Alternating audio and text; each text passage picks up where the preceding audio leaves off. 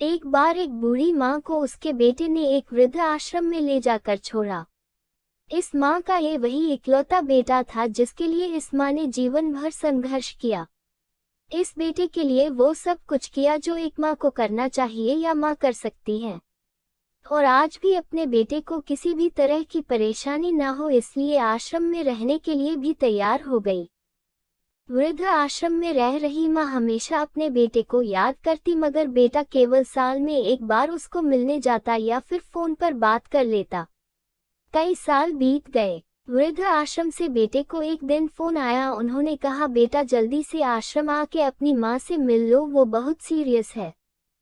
बेटा जब अपनी बीमार माँ के पास पहुंचा तब वह अपनी आखिरी सांसें गिन रही थी। बेटे ने अपनी माँ से उसकी आखिरी इच्छा पूछते हुए कहा, माँ मैं तुम्हारे लिए क्या कर सकता हूँ बताओ। माँ ने कहा, बेटा इस आश्रम में गर्मी और मच्छर बहुत ज्यादा है, यहाँ पर कुछ पंखे लगवा देना। फ्रिज ना होने की वजह से यहाँ पर हम बूढ़ों को कई बार भूखे पेट ही सोना पड़ता है, क्योंकि किसी ने दिया हुआ खाना खराब होने से नहीं बचा पाते। तो इस आश्रम के लिए 1-2 फ्रिज भी खरीद कर दे देना।